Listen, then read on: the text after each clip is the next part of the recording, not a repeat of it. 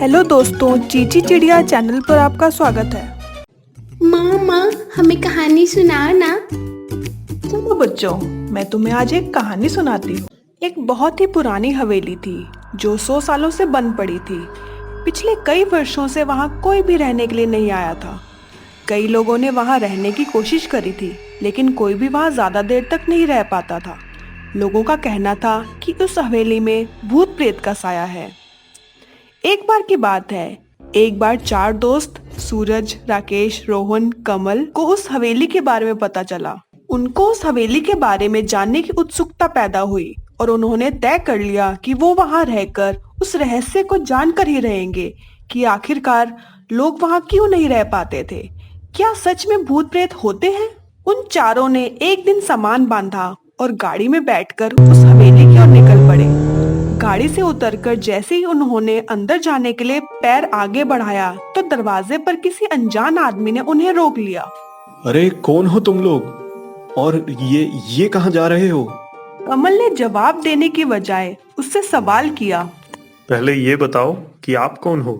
मेरा नाम हीरा लाल है और मैं यहीं पास में ही रहता हूँ। अच्छा, मगर मैंने सुना है कि ये एक भूतिया हवेली है और यहाँ कोई नहीं आता, इसलिए मैंने सोचा है कि मैं और मेरे दोस्त रहने के लिए आए हैं। जी, आपने सही सुना है, लेकिन आप भी अंदर मत जाइएगा। मेरी बात मानिए तो आप अभी यहाँ से वापस लौट जाइए, यहाँ बहुत खतरा है। ये सुनकर चारों दोस्त खुश हो गए और अंदर जाने के लिए और भी ज्यादा व्याकुल हो गए। आप लोग खुश क्यों इतना हो रहे हो? आपको तो उल्टा भूत का नाम सुनकर डर लगना चाहिए। हा हा हा, शायद आपको नहीं पता कि मैं भूत प्रेत में काफी दिलचस्पी रखता हूँ। अगर इस हवेली में सच में कोई भूत है तो मैं अंदर जरूर जाऊंगा और सारी सच्चाई का पता लगाकर ही वापस आऊंगा। इतना कहकर वो सब लोग अंदर उस हवेली में जैसे ही जाने लगते हैं, अचानक से दरवाजा खुद ही खुलने लगता है। ये देखकर वो लोग हैरान हो जाते हैं और बिना कुछ सोचे समझे वो लोग अंदर चले जाते हैं।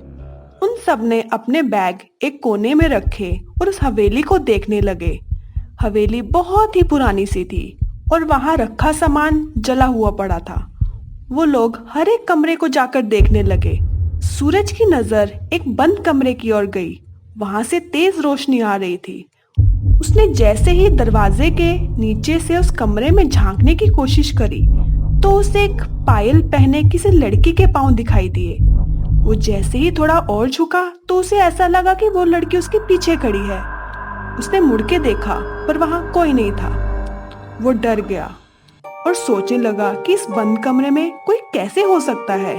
उसे लगा कि ये सब भ्रम है और उसे नजरअंदाज करके वो बाकी दोस्तों के पास चला गया। पूरी हवेली को देखने के बाद वो लोग थक हार के सोफे पर बैठ गए। वहीं अचानक से उस कमरे में एक लाइट बल्ब चालू और बंद होने लगा। किसी ने भी उस पर ज्यादा ध्यान नहीं दिया। फिर थोड़ी देर बाद हवेली के सारे बल्ब बंद चालू होने लगे। ये सब देखकर सब अपनी जगह खड़े हो गए और सबको जोर जोर से रोने की आवाजें आने लगी। रोने की आवाज इतनी तेज थी कि उन सब के कानों से खून निकलने लगा। दिल की धड़कनें भी इतनी तेज हो गई थी कि मानो दिल बाहर ही आ जाए। उनके चेहरे पर बेबसी साफ नजर आ रही थी। एक छोटा सा टेबल अचानक से हवा में उड़ने लगा और हवा में गोल गोल घूमने लगा और फिर वो जोर से जमीन पर गिरकर टूट जाता है और सब कुछ अचानक से शांत हो जाता है। सूरज ने बड़ी हिम्मत से जोरदार आवाज में बोला, तुम जो कोई भी हो, सामने आकर बात करो। तभी एक बड़ी परछाई उसके सामने आई है। सूरज उस परछाई को देखकर बोलता है, कौन हो तुम और तुम क्या चाहती हो? मैं तुम लोगों को मार दूंगी। तुम लोगों ने बहुत बड़ी भूल की है। भूल? ऐसी कौन सी भूल की है हमने? तुम लोगों ने इस हवेली में आने की भूल की है। मैं किसी को भी इस हवेली में नहीं आने देती, ना ही मैं यहाँ किसी को खुश रहने देती हूँ। लेकिन क्यों? आखिर ऐसा क्यों कर रही हो तुम? वो परछाई उन सबको हवा में उठा देती है और गला दबाने की कोशिश करती है, जिससे कि उनको सांस लेने में परेशानी आती है। अचानक से सूरज की नजर एक जली हुई तस्वीर की ओर पड़ती है, जिस पर एक लड़की की तस्वीर बनी हुई थी और एक नाम वैष्णवी उसके नीचे लिखा हुआ था। वो जोर से उस नाम को पढ़ता है। वो वैष्णवी। ये सुनकर वो परछाई अपने खूंखार रूप से थोड़ा शांत होकर उन सबको नीचे जमीन पर गिरा देती है और मायूस होकर बोलती है, हाँ, वैष्णवी मेरा ही नाम है। आज से 22 वर्ष पहले मेरी इस हवेली में दुष्यंत सिंह से शादी हुई थी। मैं इस हवेली में बहू के रूप में आई थी। शादी के 1 साल तक सब ठीक चलता रहा, लेकिन दुष्यंत सिंह और उसकी माँ को पैसों का बहुत ही लालच था।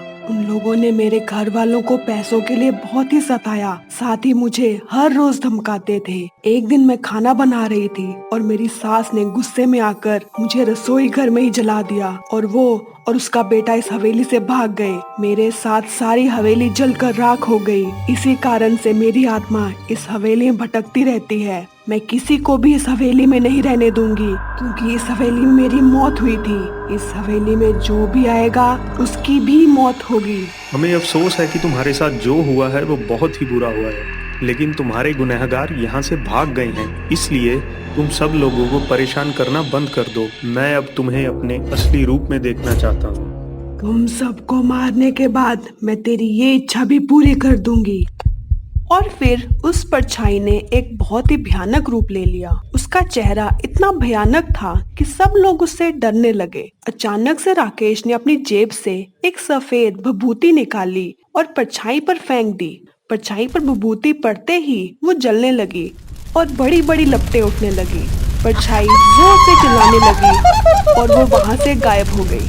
दिन होते ही वो लोग वहाँ से बाहर निकल गए और उन सबको जिंदा देखकर हीरालाल आश्चर्य हो जाता है और पूछता है, अरे तुम सब लोग आखिर जिंदा कैसे बच गए? फिर सूरज ने रात में घटी सारी बात उसे बताई और वो लोग वहाँ से चले गए। दोस्तों, अगर आपको ये वीडियो अच्छी लगी तो इस वीडियो को लाइक, शेयर, कमेंट करने के साथ ही हमारे चैनल चीची चिड़िया को सब्सक्राइब जरूर करें, ताकि हमारी आने वाली वीडियो की नोटिफिकेशन आपको मिलती रहे।